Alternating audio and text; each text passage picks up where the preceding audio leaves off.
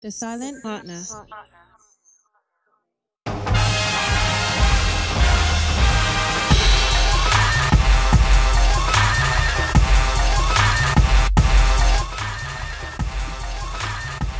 Hello again, and welcome to the Frogs of War podcast. My name is Jamie Plunkett. I am here with Marshall Weber and former TCU lineman Jeff Olson. We'll be your hosts this evening. We're talking a lot about TCU athletics. It's the football offseason, but the NFL draft is coming up, and we've got a lot to chat about as far as TCU players that have the potential to be drafted this year. I don't know if you know this, but TCU baseball just swept the University of Texas at Austin over the weekend in a pretty grand fashion. Yeah, woohoo! And they've got a huge matchup coming up on Tuesday night against Dallas Baptist just down the road. So we're going to touch on all of those things. We're also going to get Jeff's perspective on what it's like for a player to prepare to move from the collegiate level to the NFL. So we've got a jam-packed session for you. And following all of that, I had the opportunity to sit down with Bob Sturm from 1310 The Ticket to chat a little bit more about some TCU guys that are headed for the draft to get his input since he does a lot of draft analysis. So stick around for the whole time. We hope you guys enjoy. But yeah, let's get started with Texas and TCU baseball. TCU with the sweep, shutting things down on Sunday evening to broom the Longhorns back to Austin. Marshall, what were your first thoughts on all of that? Well, first of all, just credit Texas. Despite the kind of the final scores, I guess in the past or the last two games of the series, they played pretty well. They hung in there. They definitely made a comeback in that first. The first game. Actually, in all the games, they did pretty well. The games started on Saturday as opposed to Friday because of the tornado. I'm not living in the area right now, but how was the weather? Was it like you're a little more towards the Dallas side, right, Jamie? Yeah, but I mean, it wasn't. Friday night was pretty rough. If the Rangers played, TCU can probably play. I don't know, Jeff. I don't know how it was for you up in McKinney, but in Dallas, it got pretty stormy over here. I was a little bit concerned. Yeah, we had some pretty good rain and the wind, and of course the thunder and the lightning was pretty stout. Yeah. Well, I don't know. When you see the Rangers playing, it's just like, all right, maybe y'all should play too. But credit Schlossnagle. He's such a obviously a brilliant mind, and having the original plan was to pitch Alexander on Friday, let Morrison pitch during the day on Saturday, and then let Young do his thing on Sunday. And that was kind of like the thing I was most looking forward to, was just kind of having Alexander back in the weekend rotation, even if it was just for a weekend, and kind of throwing two lefties against the Texas team that, statistically is pretty near the bottom of the Big 12 and average and hits, but can, when they need to, they can knock it out of the park a pretty considerable amount. And so the games, ended up starting on Saturday. Morrison did, pretty good job. It's not the Morrison that, the best Morrison we've ever seen, the best version of him, but certainly far from the worst. And Texas certainly hung in that first game and kind of made it interesting towards the end, and really kind of took advantage of TCU's bullpen. But TCU escaped 6-5 in that one. And then the next game started, about an hour after. I think it started just a little after 4, about 4:15. Another one of those games that TCU got on the board early. The Longhorns responded back pretty quickly. And, and then finally, an error by Texas kind of just, all the insert whatever analogy you want. I'm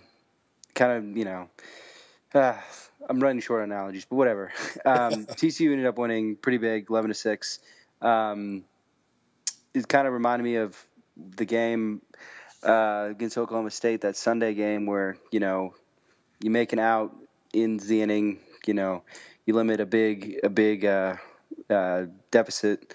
I think in that Oklahoma State game, what do we have, like 7 runs in that one inning, and we lost? Something like that. Yeah. Anyway, so it reminded me a lot of that game. And,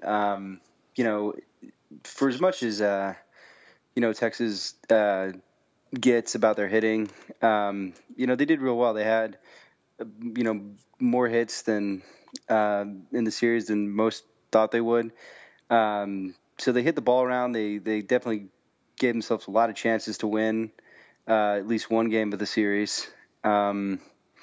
They obviously did not win any of the games for the second year in a row. So that makes some people happy. It makes me really happy. Living in Austin is probably pretty nice to see TCU baseball 8-1 against Texas since they joined the Big 12. It's just for sure. I mean, I think you want to sweep Texas, you want to beat them all the game, you want to beat them every time you play them. But it just kind of, I don't know. It's kind of bittersweet in a way. I mean, I think Texas is a much better team than they are on paper, or what you see on paper, regardless of all the the very subpar hitting statistics, and they don't get beat by a lot very much. They threw some stat up on the TV. They play a lot of one-run games. Is kind of was the gist of it, and in the Big 12, you kind of want Texas to be good. It's kind of fun when it's not as fun when they're kind of bad. I mean, it's funny for sure, but I'd rather beat a Texas team that's 30-10 than one that's where they are now. But regardless, it's not so much about Texas this series.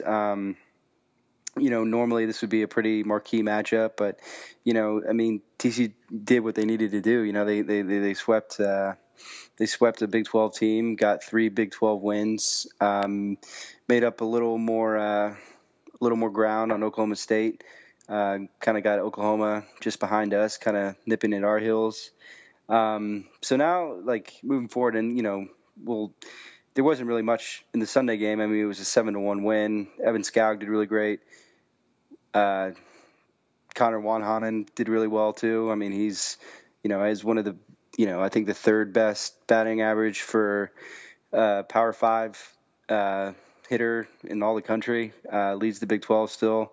I mean, it's pretty incredible just what all these young hitters are doing for TCU, and how much easier it is to kind of not only watch these games, but kind of just on the pitching, and once we get into the tournament and or the postseason, how much easier it's going to be when you're not having to play Siena in one-run games, you're not having to play Sam Houston in one-run games, and that's definitely going to come along pretty nicely and be a real kind of a break as opposed to last year. I mean, me and you sat next to each other in that 22-inning game, and it's just there's just no offense. Now there is, but as far like what I was saying with winning those 3 Big 12 games, I mean, it's just so key because I mean, TCU has is in real good position to get a national seed.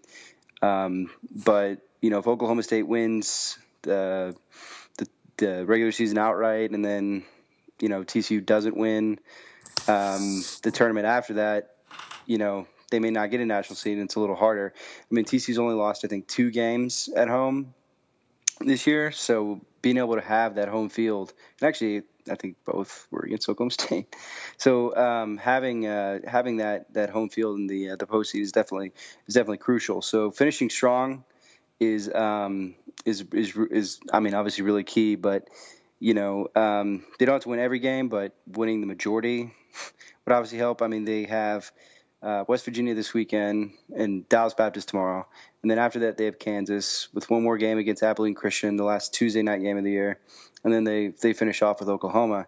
And the kind of thing that's kind of sucks about that is that, they have to play a really good Oklahoma team at the end. They'll make up the ground against that. Say they win 2 games against Oklahoma, hopefully 3. I mean, they'll be in great shape for the Big 12 regular season. But it's also, you have to think about Oklahoma State.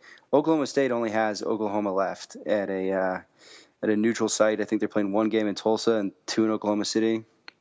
So, it's a lot of it's up to Oklahoma State. I think we're about a game behind them now, or 2. And then you have to think about the tiebreaker. So if you tie, they win it. So you're kind of hoping the worst for them. Oklahoma State doesn't even finish for the Big 12 team. I think they finish the end of the season with Michigan. So, I mean, TCU has they're not completely in control of their destiny, but they're certainly I'm trying to think of a way to put it. I mean, they're in good shape, basically, but not. It's like I think Aaron Fitt said this today on. It was either Aaron Fitt or Kendall Rogers in their chat. They said it's close, but it's not a slam dunk for TCU to get a national seed. But if they go in tomorrow against DBU, they throw Traver. That definitely helps their RPI and definitely looks, passes the eye test. So I mean, these still only have 8 losses on the season. Maybe they finish with 10. I think that's good enough for them to get a national seed. A lot of it depending on what Oklahoma State does. So, I mean, we're a long way off. They could still even host a super regional, regardless of not getting a national seed. But either way, this is the real fun time. You only got three-ish regular season weekends left, and then you go into Oklahoma, you go into Tulsa with the tournament, and that's where you can kind of really make up some ground should they not win the regular season. But yeah, I don't know. Do you have any questions about the team? I'm kind of more into like seeding and kind of winning games right now, but I'm always willing to answer any sort of question, Jamie. Yeah, well, I mean, they're on. It's pretty interesting the dynamic of this team this year versus 2014. Just to see a sweep against Texas kind of really start them on their upwards trajectory last year, whereas this year the sweep of Texas comes in the middle of an 8-game winning streak that has the potential, really, if they get beyond DBU on Tuesday, to extend out to maybe 11 or 12 games, depending on how they do in Morgantown. And it's interesting that you're talking about national seeding. I'm curious though, depending on where they end up in the conference standings and after conference championship and all that kind of stuff. I think it's pretty likely that they're going to at least host a regional, if not a super regional. But if that's the case, do you think DBU ends up in a regional with TCU again? Because they're 32-9 right now. One of their losses is to TCU in Fort Worth, and the Frogs, obviously, it's no walk in the park to go and beat them in Dallas tomorrow, or I guess on Tuesday. Now everyone knows when we recorded this. But anyways, do you think it's possible that a good team like DBU ends up not even hosting a regional simply because they're a smaller school from a smaller conference, and they could end up in TCU's region or say even Texas A&M's region and kind of play the role of Cinderella and kind of just bracket buster? I mean, it's definitely possible. I mean, I know kind of that they're trying to avoid completely putting A&M in Tech or TCU. I mean, they wouldn't obviously TCU and A&M obviously wouldn't play each other in a regional, but they're trying to make it so that they wouldn't play each other in a super regional. They kind of want those teams to play each other in the World Series. Should they both get there.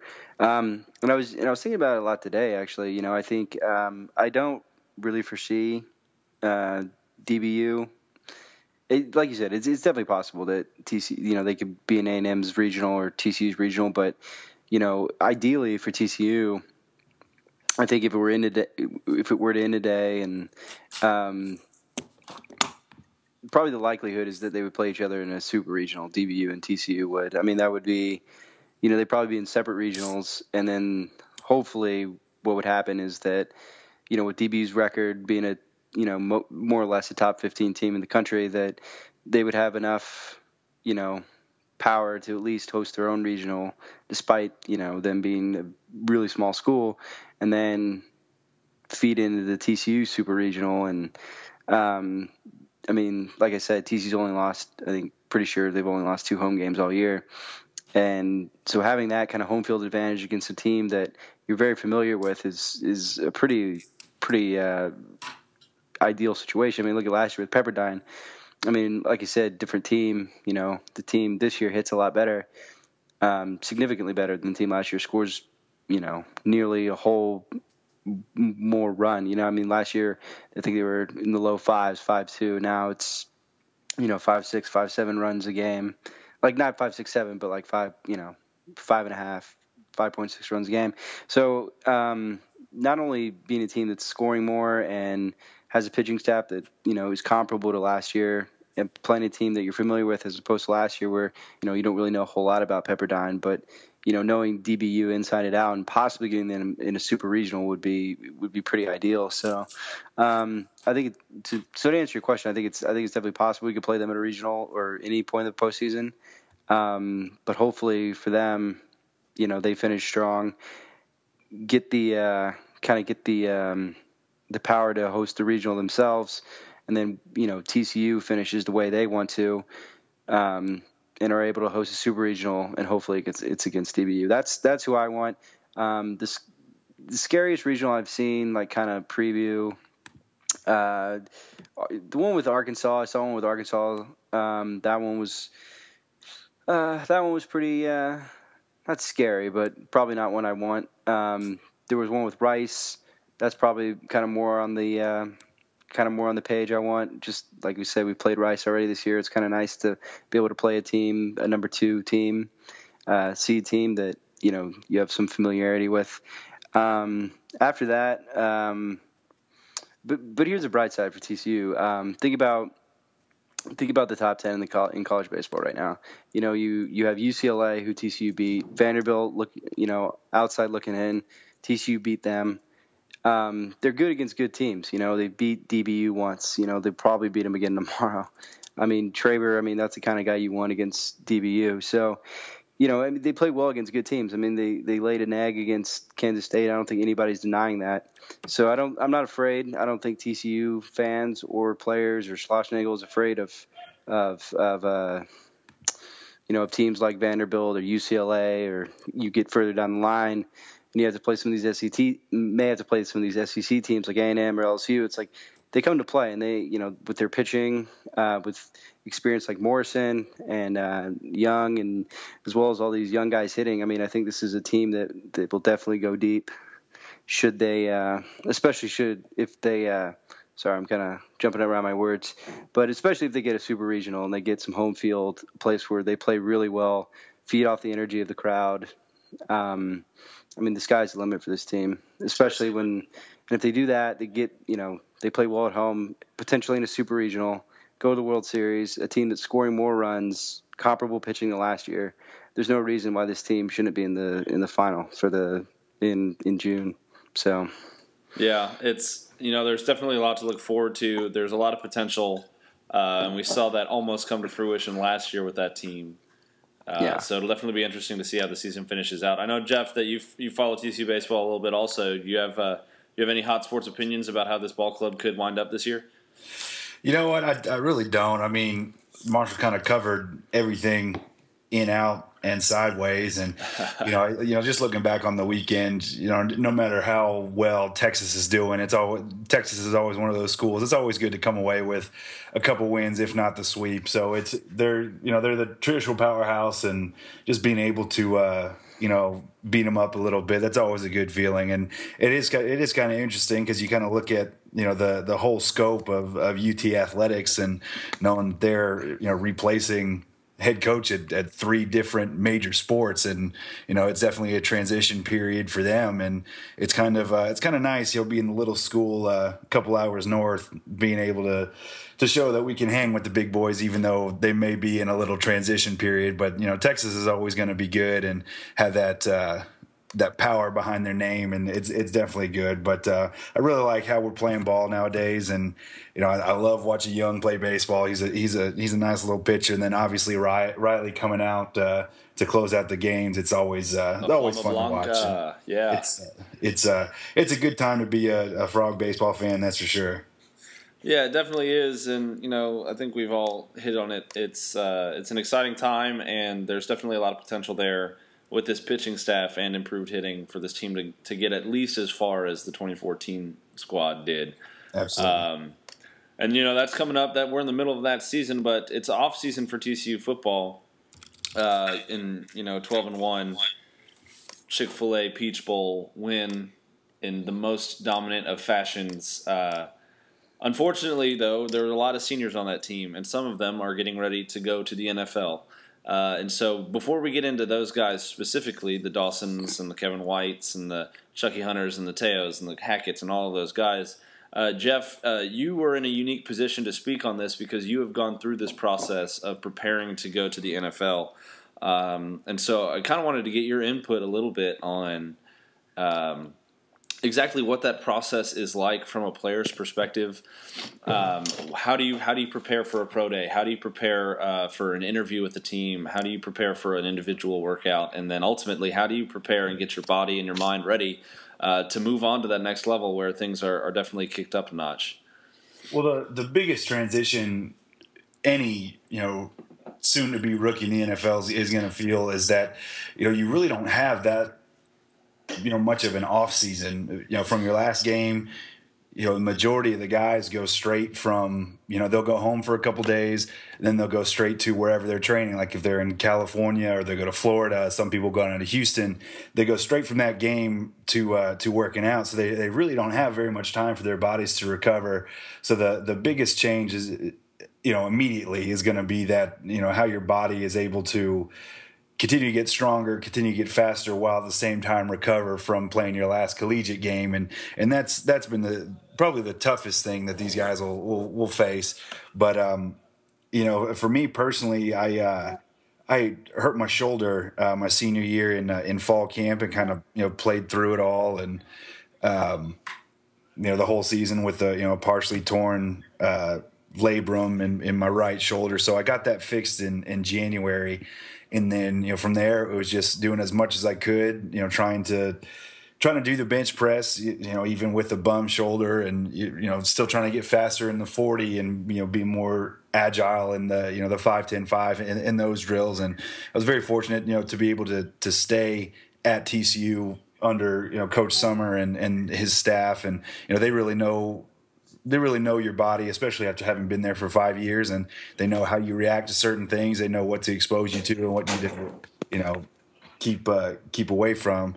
And so you really wake up in the morning and you get ready and you go work out for 2 or 3 hours. That's really what it is. And some guys will come back in the evening for a second session, but you'll just do as much of a full body workout as your body can take, and then you'll specialize in doing bench press one day and then lower body to get you to do better in the vertical, and then you'll go out in the indoor and try and do the 5, 10, 5 and the other cone drills, as well as your position drills that you do with who else is working out with you. And it's definitely an experience, and you really know that, especially for guys like myself that weren't invited to the combine, and it all kind of rides on that pro day, that if you have a good day that day, your whole future can change, from working a regular 9-to-5 job to being in the National Football League and being one of the less than 1% of guys that get paid to play a game. So it's definitely really interesting, and it's cool to see more guys getting national recognition, for what they've been doing up here. And we've been churning out some dang good athletes for a couple of years now, and it's awesome to see them get that recognition. Yeah, it's definitely really cool to see more and more TCU guys grab the national spotlight.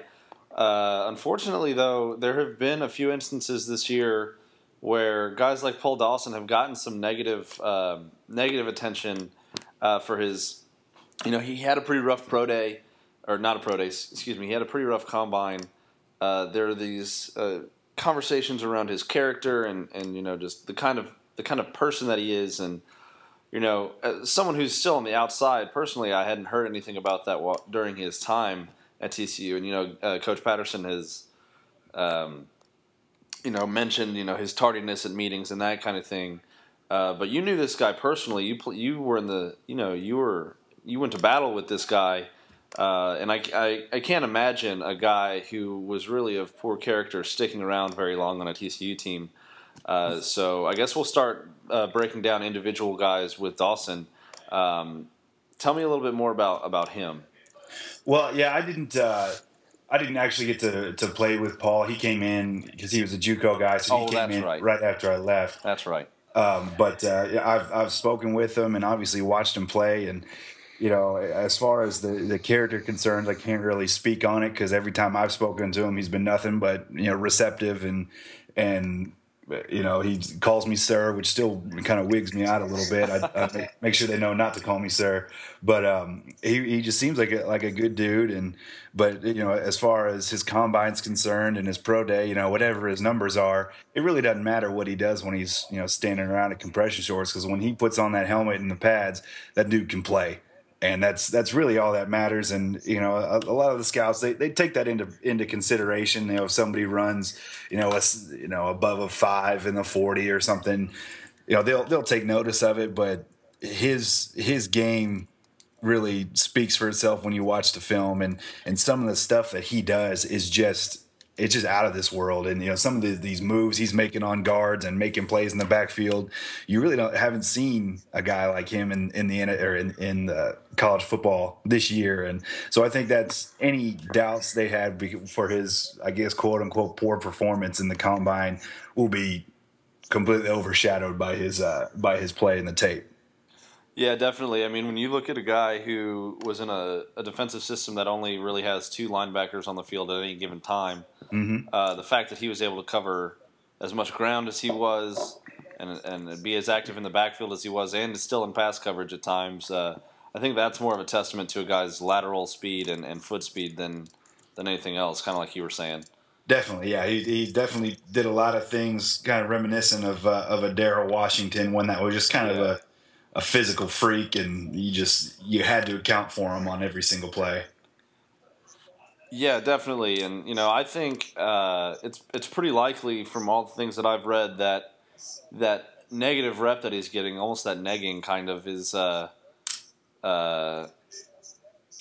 really not going to have too terrible of an effect on his draft position.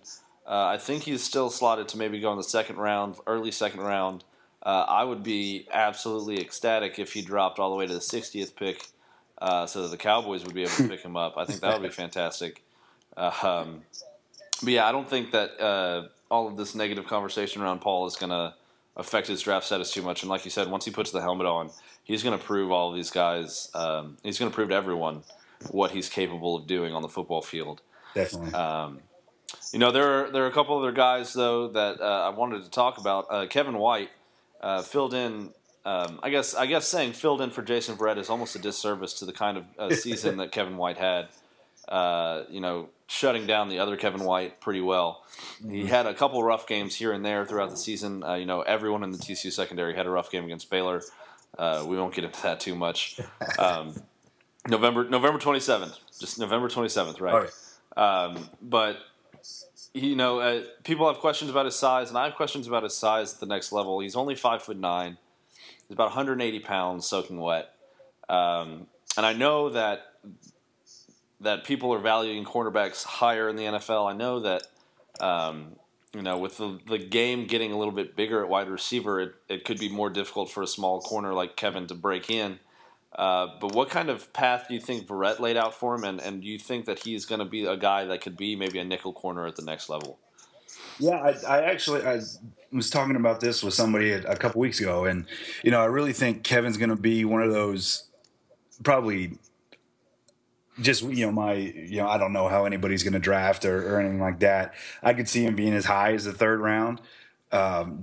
That's probably biased just because I know the guy and he's an excellent kid, great character, and heck of an athlete. But he's one of those where he'll get drafted, and I think he's going to be a little bit more of a developmental player, because he is a little on the shorter side, and I think he could stand to gain a little bit of strength. But I think what Verrett did was tell all these guys, hey, listen, we got shorter guys like Jason Verrett who can come in, and just because he's 4, 5, 6 inches shorter than a wide receiver doesn't mean he can't shut you down. And Kevin obviously showed that against one of the better wide receivers in the entire draft this year with the other Kevin White. And, I think he's just going to be one of those. He'll come in and he's going to learn the system. And, all the scouts know that a TCU kid he's been through a lot in college, and the defensive system that he's been through asks a lot of him, especially mentally. And, they'll know they can throw whatever they can at him, and he's going to respond with just hard work and a good attitude, and he's just going to be one of those guys. Once he ups his bench press a little bit, I think he's going to be a force. But yeah, he's good kid, real good player, and somebody's going to get lucky to draft him. Yeah, and for his size, he seemed to be pretty durable. I mean, you never really heard about him getting too banged up. Obviously, football players get banged up throughout the course of a season, but he never really seemed to have anything that was too debilitating and too serious to where he was out of the game here or there. And so I think beyond his size, scouts might look at his durability and say, he might be a little undersized, but he definitely has the toughness and just the physical, I guess, kind of makeup to be able to take the bumps and bruises that come with this game. Yeah, definitely. And I think, again, they look at what Jason did, and he came in with the shoulder deal, and he fought through it as much as he could before they shut him down. And again, it's just a testament to what Coach Patterson does up at TCU, and they just churn out guys who, they may not get a whole lot of the spotlight, but when they get their opportunity, they're going to shine. Yeah, definitely. So moving right along, I want to talk about a couple trench guys who I know you're familiar with. Oh, yeah. Starting with Teo Fabulage. This dude is a monster. I had, I got out there for the pro day, and I hadn't been on the same ground level as this guy at any point in time during his TCU career. And just, he is, the first time you see him, he is just shockingly massive. Oh, yeah. Like, that's the only way that I can think of to describe it, is just, he is a huge, huge human being.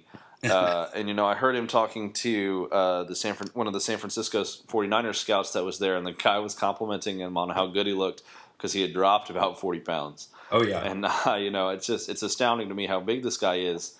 But when you read more and more about him at the next level, you hear that he's kind of a project guy. You hear that he might need work on footwork and hand placement and all this kind of stuff. He's got what a lot of people say, he's got adequate lateral quickness. Mm-hmm. But you fought alongside this guy, unlike Dawson. I think I can use that phrase here. Yeah. What do you know? I mean, what do you know about Teo, and how do you think he's gonna do at the next level? Well, he's one of those guys where he is massive, and he played left tackle for us, and he'll definitely move over to the other side in the NFL, and they may even throw him in at guard like what they did with Marcus Cannon up in New England. They may throw him down inside a little bit, but he's definitely one of the nicer people I've ever met. He obviously knows how to turn it on. On the field, but he's just a genuinely just a good kid, and he works hard, and I was real bummed for him when he left, but definitely happy for him to come back. But the first time he came to TCU, attention, he check out. That's embarrassing. He started out as a defensive lineman, and he was crushing it, and he was moving people around on the offensive line. I think he was down at a 3 tech, and then they moved him over in spring football to the offensive line, and then they threw him in, I guess, second, third team, and he had no idea what he was doing. His footwork was terrible. He didn't have any idea about the technique or anything that was necessary, but nobody could get past him because he is so strong, and he is quick for his size, and he's just one of those, just a downright football player. He knows what he has to do if he's supposed to stop somebody from getting to the quarterback.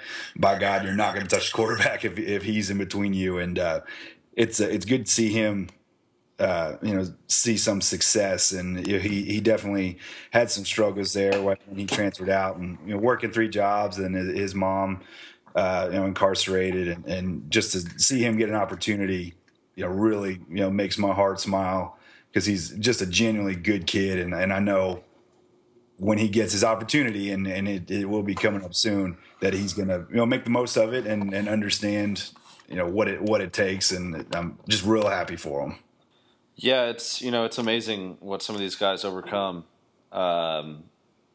Speaking from the perspective of not having a very difficult upbringing, I couldn't fathom going through some of the things that he's going through, and still put your head down and persevere and fight to get to where you want to be in this world. And it's definitely a testament to his mental capacity and his mental strength. That's for sure. Definitely. Yeah, it's moving to the other side of the line. You mentioned that Teo started out at DT and was kind of was a force over there. There's another force that's leaving TCU and moving on to the NFL, and that's Chucky, lovingly known as Chucky.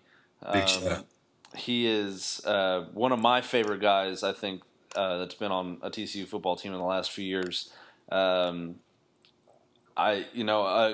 guy similar to Kevin White who might be considered a little bit small at his position as far as height goes, as far as arm length goes.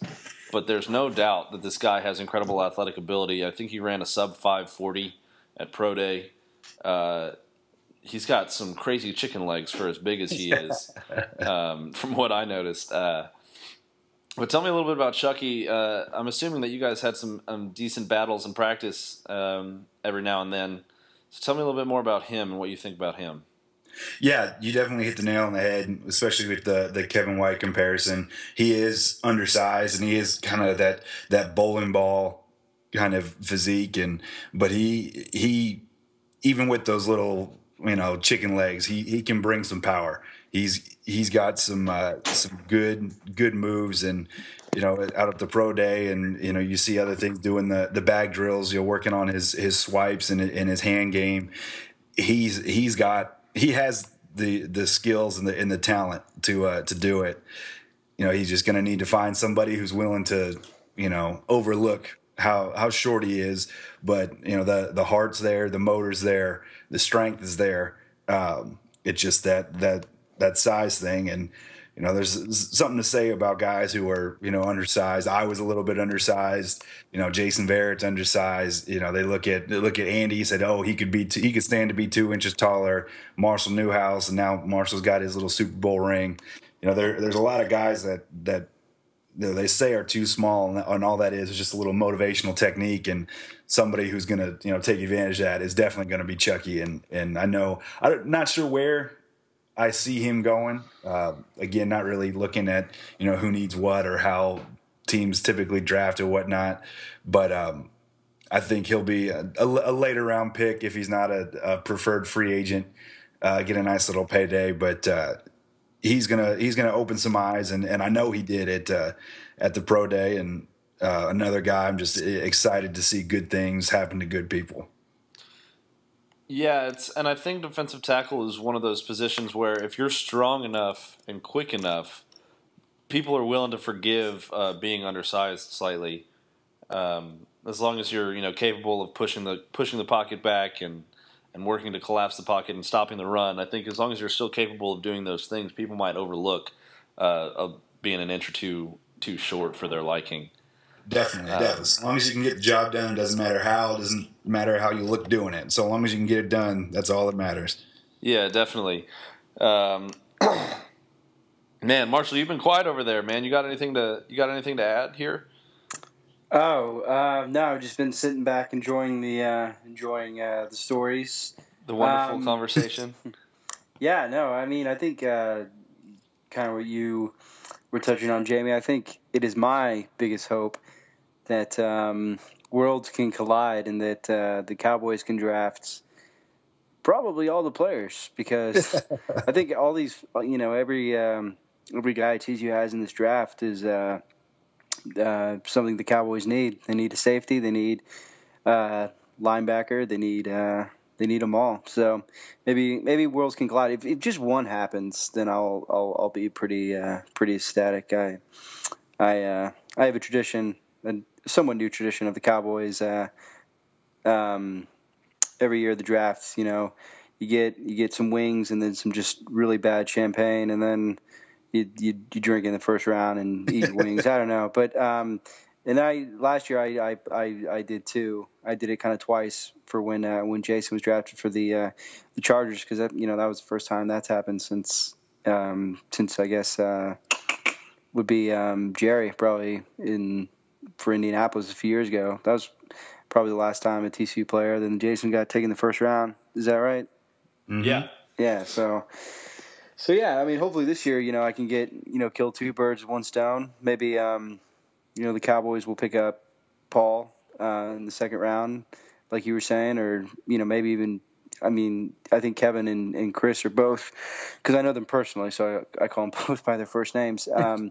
You know, Chris Hackett and Kevin White are both steals. So, I mean, pretty much every player TCU's putting out there is going to be a steal. I mean, we've talked about so much about the way Gary preps players for the NFL, and there's so many cool more visual kind of charts you can look at, or just things written about Patterson and about how just the way he develops talent and kind of some of it's have to do with recruiting. It was kind of happened during that time when they were talking about the what do the recruiting stars mean and all that kind of stuff. But 99% of the time, it just seems like when a guy comes from the Gary Patterson system, the NFL team is quite pleased with it. So despite the combines and some of the kind of the underwhelming results of those things, I think that all these guys are in pretty good shape. Obviously, especially Dawson. Everybody can just go back and watch what he did in the Peach Bowl and just be like, all right,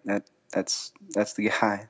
That's the heat. So I'm excited. I think this is going to be a really great draft, for TCU. And, we might not have any, first round fireworks like Jason last year, but, I think overall it's going to be a real fun draft for us. And, fingers crossed. I don't know who you root for, Jeff, but, fingers crossed for me and Jamie for the Cowboys finally. I just need a new Cowboys jersey. I have a Morris Claiborne jersey. I'm just ready for a new jersey to buy. Well, that's your problem for buying a Claiborne jersey. It wasn't a problem at the time. I still stand by Mo. I always try to buy defensive players, and they got this defensive back. So I was like, all right, that's all. Nobody else has that. I'm literally the only person I've ever seen with one. I don't even know how it was printed. I may have gotten the only one that was ever printed, but yeah, I wear it with pride. It's one of the Navy ones. But hopefully, maybe I'll have a Dawson one or a Chris Hackett one come next week. So we'll see. Definitely. My one regret in this world is not buying a Stephen Hodge and Jeff Olson Cowboys jerseys. Maybe we can go get some of those printed still. I think that'd be pretty nice. You could probably ID that one on NFLshop.com. Might go do that tonight. But one other guy you mentioned, safeties for the Cowboys, and they definitely can use one. TCU has a pretty good one that came out a year early in Chris Hackett. I was pretty crushed to hear that he was leaving a year early. But the more I think about it, the more I can't blame a guy who. It makes sense. I mean, yeah, he's third in the country in interceptions. I mean, the margin was pretty big, but I mean, still, is a safety to come up with the third most in the entire country, especially when I forgot who the leader was or where he was from, but I mean, I think wasn't it Golson at Ole Miss? Yeah, maybe. Let's look that up real quick, but. Either way, I mean, playing in the league, Hackett does against all these great offenses. I mean, I'll throw Baylor a bone. Yeah, great offense. It doesn't matter. I don't know. Let's just throw Baylor a bone. I'm kind of choking on my own words because I hate complimenting them, but. You know what you're getting, and especially if you look at let's just talk about it from a Cowboys perspective for a second.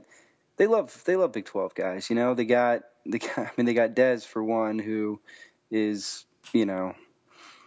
all things aside, just a very entertaining and just amazing player to watch play football on the field. And they got who else they got? That's a big Big 12 guy. They got Terrence. They got Joseph Randall. Kind of. He's not cut yet, is he? Not yet.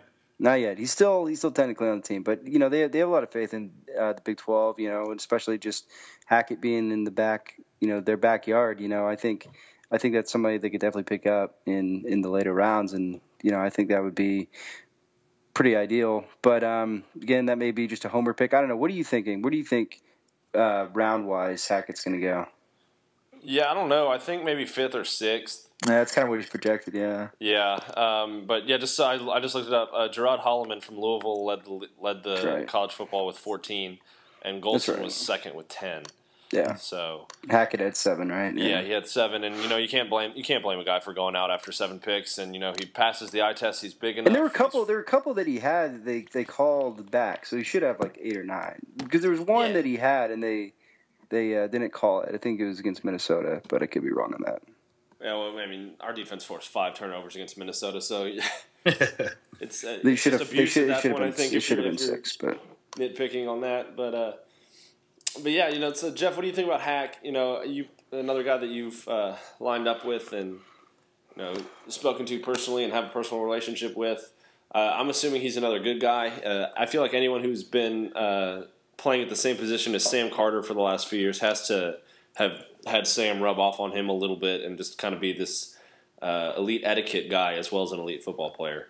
Oh yeah. Sam definitely, especially after I left, he really stepped into his own as far as leadership is concerned, and you can definitely tell it this year. And there really hasn't been a group come through with that kind of togetherness and that brotherly bond since the Rose Bowl group. And we had our struggles the year after that, and I definitely think Sam's rubbed off a lot on those guys. But as far as Hackett's concerned, I would love to see him stay one more year. I think they're just a little selfish just because I want him to be there to lift up the trophy at the end of the year. But you can't really blame him for it. To start chipping away at his rookie contract and be able to get an extra year with less mileage on his body, and that much closer to his bigger payday in the second contract. You really can't fault him for that, especially the year that he had last season. And I think he will be one of those later round guys, but again, one of those guys that make a lot of people happy, and he didn't have a very good showing at the combine, and that's all well and good, but then when you put in the tape, it's a whole different player, man. And he can play some football, and it's he's going to make a team very happy. And it would be nice to see him or one, if not all of those guys, stay close to home. Yeah, I mean, even if Hackett falls 6 or 7, down the, in the order. But like you're saying, Jeff, they've seen the tape, and being a priority free agent, this isn't just some guy that's going to get maybe a look or two in practice. It's a guy. It's like, all right, well, it's just a little different situation. I mean, this guy could definitely be on an NFL roster no matter if he's drafted or not. Yeah. Come fall, come September. So, I'm looking forward to see Hackett on a roster. Even, I think he will get drafted, whether it's, in rounds 5 through 7. But either way, I think we can all expect Hackett to be on an NFL roster for sure. Definitely. Yeah, definitely. I agree with all of you on that. But now let's go ahead and turn our attention to Bob Sturm, who's was kind enough to get on the horn and have a conversation about some of these same guys. Of course, Bob is the host of Bad Radio from noon to 3 on 1310 and 96.7 FM The Ticket in Dallas, Fort Worth. So we're going to go ahead and pop in that interview, and we'll be back in a second. All right, next up we have a very special guest host, or I guess guest on the show. He is the co-host of the Noon to 3 show on 1310 and 96.7 FM The Ticket in Dallas, Fort Worth. It's the great Bob Sturm. Bob, how are you doing this morning? I'm doing great. I appreciate you having me. I'm very grateful that you're on with us this morning. Let's jump right into it. We're just a few days away from the NFL draft now, about a week away, and there are several TCU guys that are coming up that might get drafted. One pretty high, projected in the second round on NFL.com. That's Paul Dawson. So if you're looking at Paul Dawson as a scout, what do you see in him that would make you want him on your NFL team?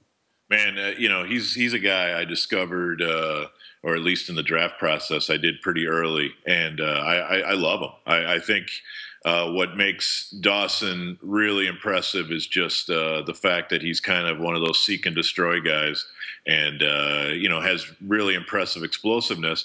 And the attribute I love as a linebacker is just a guy who does not go around blockers, but attempts to fight through the blockers, which you need to do.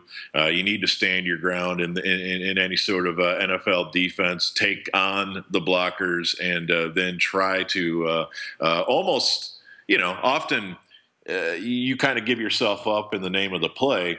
But what's cool about Dawson is, and you saw this in the Ole Miss game, a couple times he takes on like a pulling guard and then still fights through and makes a tackle himself, which is, a pretty rare trait. So when you start to talk about non-pass rush linebackers, not to say, he's never a guy who's going to blitz or do the double A gap thing or anything like that. I would say, he's more of a middle of the field guy, maybe a 3-4 inside guy, or possibly a will in a 4-3. And in either case, I love him. And, what's interesting about Dawson that I have to sort through and that teams have to sort through, I suppose, is that 40 time, which I know was improved upon.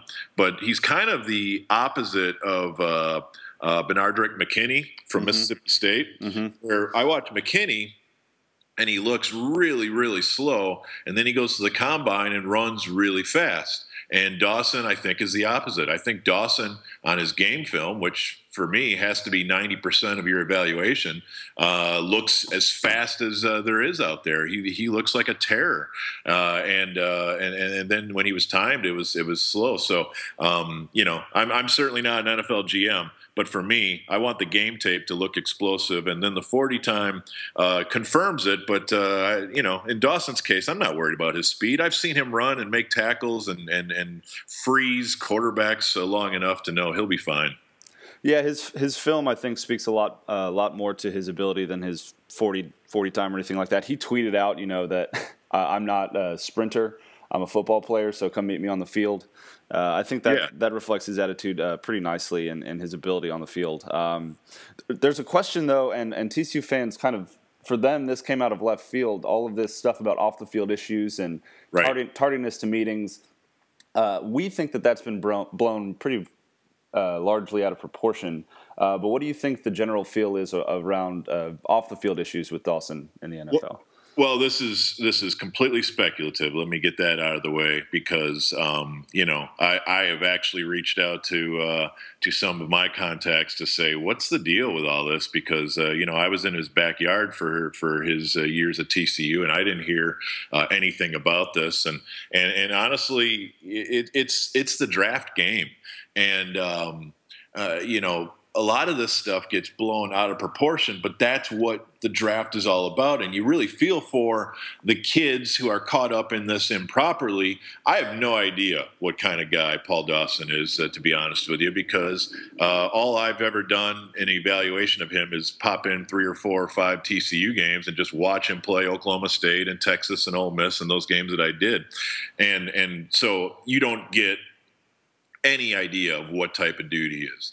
But the red flags out there appear to be, that from Dallas, even some of his associations have been whispered about, and I have no idea what that means, but I've heard it said that wouldn't it be great if he could just get away from Dallas to get away from whoever he hung out with as a kid, or I don't know. I don't know what that means necessarily, but I do know it's out there, and I do know it's damaging to him. Mm-hmm. So the people who are perhaps doing this damage may have a completely legitimate reason to say all these things, but it is having an effect on him, and if it is all speculative, and if someone's just trying to mess with his draft position, that would be really unfortunate. The problem is for those of us who are unable to do an investigation like you would assume NFL teams do, we are left to either believe rumors or discard them.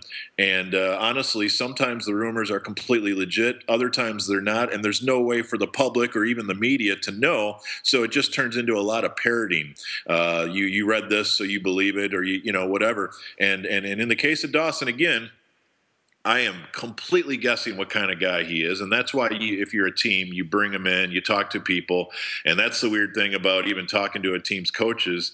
If they are giving you the awkward eye, that's problematic as well. So, it clearly, he's one of the stories of the draft in terms of, there are players like Jay Ajayi from Boise State where people are saying, is his knee as bad as some people are whispering?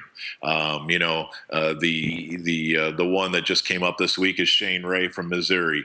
Will he need surgery if you draft him? So these medical and personality, of course, Jameis Winston, they're trying to figure out what kind of human he is. Paul Dawson, sadly, probably will not be selected where he should be selected because what appears to be a lot of people trying to figure out what type of human he is. Yeah, it might be a part of the game. It's not a pretty part of the game, that's for sure. No, it's not. And we've even heard over the years that some teams do this to make a guy fall to them. There have been rumors that at times a team will start a rumor just because they don't think player A will get 10 more spots down to them. So they actually slime him in the media without anyone knowing. And then they end up the beneficiary because that player does slide right to them. Yeah, that's ridiculous. I think he's a pretty good guy. I think he's a pretty good football player, and whoever gets him, I think they'll realize that pretty quickly. Yeah, and then let me be clear. I would be delighted if the Cowboys grabbed him, or my hometown team, Green Bay, grabs him. Green Bay absolutely needs him, by the way, at inside linebacker. I guess you could make the case both teams do. But if you're asking based on what I've seen, what I've known, and who I've talked to, do I believe that Paul Dawson will be a great player and b a fine enough human being for that organization? I'm sold. But again, I've never talked to the guy in my life, so I'm not positive I would totally be satisfied with my personal investigation. Well, we'll see, I guess, where he goes. I wouldn't mind him going to Dallas either, personally. I think he'd be a great fit there. But Absolutely. He's not the only frog that's has the opportunity to get drafted in the next week or so. It definitely the feature guy. But there are a couple others. Kevin White, cornerback, kind of took over the feature corner role from Jason Verrett 2 seasons ago and played pretty admirably. Had a great game against West Virginia's Kevin White, holding him to 3 receptions and 38 yards, which is no easy feat. Generally had a pretty good season, was a second-team Big 12 All-American. But what do you think about Kevin as far as where he's going to go in the draft and his ability at the next level? Well, where he goes in the draft, he's clearly at the right position because we know every year that corners go quickly, and then the next wave of corners, even the ones with red tag sales, if you will, little dings on their chart, they go quickly as well because the league needs corners. We're at a point now where in the NFL, it's very safe to assume you should assume you need 3 starting corners. And I don't mean to protect yourself from injury. I mean because everyone runs 11 personnel all the time. And basically you have at least 3 corners on the field and no less than 70% of the plays, it seems like now. So you don't need 2 corners, you need 3. This pushes every corner up in the draft, every corner up in free agency, and Kevin White is the type of guy that is absolutely going to get a chance in the league. Where does he go? He's probably a day 3 guy. There's nothing wrong with that, but he's probably a round 4, round 5 guy, at least from what I've talked who I've talked to. But clearly there you have a bad combination of being extremely short, 5'9" corners. That's about as short as you're going to get. I'm trying to think if there's any 5'7" corners. There certainly are not. There might be a 5'8" corner or 2 in the league, but 5'9" is at the very bottom of the floor of your range of height, especially since the NFL is going in exactly the opposite direction right now, where they're actually upgrading 6'1" corners, even if they don't have great speed. Then the other problem, of course, with White is his 40 time wasn't great either, especially for a corner at 4'6". Now, once you get past that, if you say, do you like the football player? Again, not to be redundant here, but I love this football player as well at that price. When I look at corners, I put such a premium on the idea that they get physical. They're not afraid to try to tackle. They're going to be outclassed just about every time they try to tackle someone in big-time college football or especially in the NFL. It's going to be a bigger human than they are. Seldom do they get to tackle kickers. So they got to have the internal attitude. They got to be the junkyard dog. They got to be a bigger, they got to act bigger than they are. And Kevin White does all these things. Now, his performance against the other Kevin White, that absolutely is a calling card that teams are aware of and that they look at and say, all right, he's going to give up 8 inches sometimes to these receivers. How is he going to do at the next level? Pop in that West Virginia game. And so, you're not going to overdraft a guy with these limitations. I don't think he could ever weigh even 190 if he had to, just when we talk about the frame. But I love his battle. I love his self-confidence. I mean, he's a TCU corner. They look for a certain type of guy, and then they mold him into a certain type of guy. So if I'm going to, believe that a program gets a guy ready for the next level, TCU is going to be pretty high up on that list for a defensive player. And, I think Kevin White's the type of guy that teams are going to say at a certain point, we need another corner, and this is our guy. Well, sticking with defense, and TCU's always been all about the defense, even after this past season. Mm-hmm. Chris Hackett is a kid who's coming out a year early.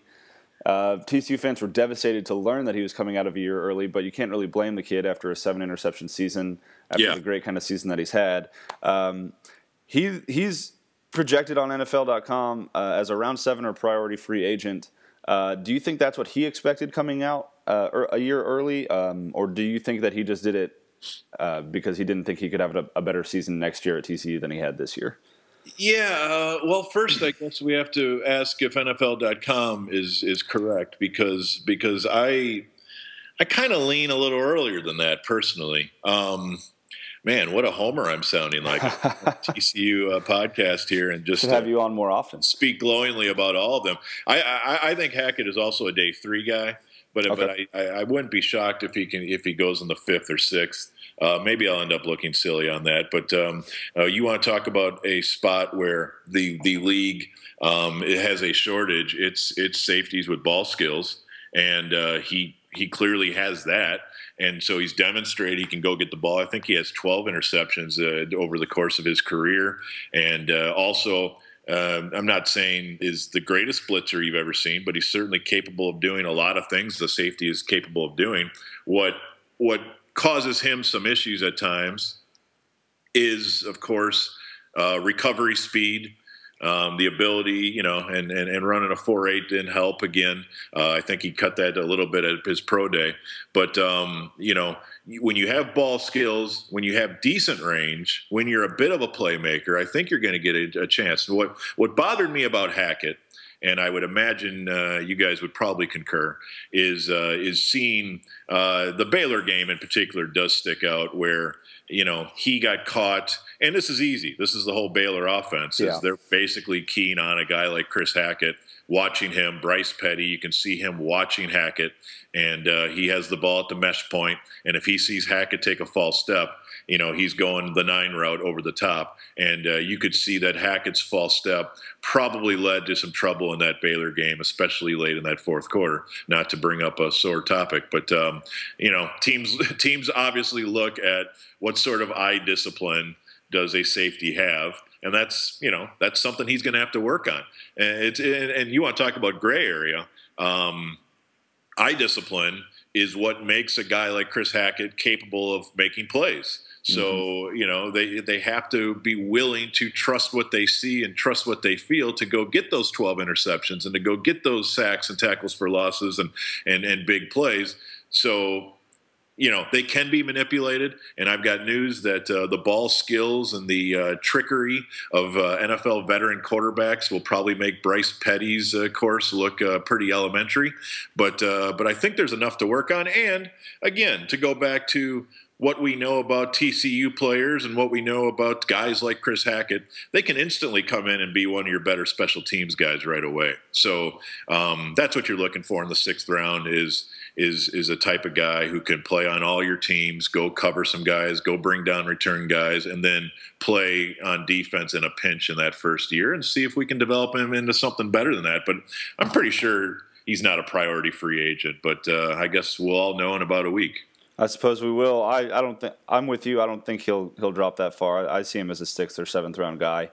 And yeah, he did struggle. Granted, the whole TCU secondary really struggled in that Baylor game to keep up. And you know, when you've got guys like Katie Cannon and Antoine Goodley and who's that other kid? Copeland, I think. You just can't keep up with foot speed all across the field like that. And so that's definitely something that everyone has to deal with in the Big 12, at least for the years to come.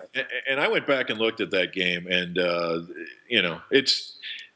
there's no way to defend the way Baylor runs when they got the personnel. I'm not saying every team's going to give up 58, but I am saying with that tempo and with that, you're wrong either way defensively. That's I can't wait for those two teams to play again this fall. But just the overall view that Baylor has you in a numbers bind, and the spotlight is on Hackett because it's all about him. Is he in the box? Okay, we're passing. Does he stay up high? Okay, we're running, and he's going to be wrong no matter what, and that's a tough thing to defend. Yeah, definitely. Well, Friday, November 27th. That's when that rematch is. We don't have that game circled or anything. Yeah, no doubt. Well, that's pretty much all the time we've got, Bob. I really appreciate you coming on and doing this. Listen to you all the time, and so it's just been a pleasure having you on talk a little bit about TCU football. Thank you. It's a pleasure. I certainly enjoy your program, and I think before too long we're scheduled to be over there with an extended visit with the head coach. So I think that's coming up in May, so stay tuned for that. Excellent. We definitely will keep an ear. All right. That was Bob Sturm. Once again, you can hear him on 1310 and 96.7 FM, The Ticket, from noon to 3 every weekday. He is the co-host of Bad Radio. Thanks to him so much for coming on and doing that. I am Jamie Plunkett. This has been the Frogs of War podcast with my co-hosts Jeff Olson and Marshall Weber. Guys, I think it was a pretty good one, huh? It was good. I just want to say real quick that TCU's it's averaging 5.8 runs a game, not 5.6, 5.7. So. Nice. So better than expected. It's always good to aim low, and then your expectations are blown out of the water. I recommend everybody do that on their Tuesday. Aim low, expect high. There you go. All right. Well, Jeff, thanks for coming on. We'll have you back on soon. Marshall, as always, it was a pleasure. I am Jamie Plunkett, and this has been the Frogs of War podcast. And so long, everybody.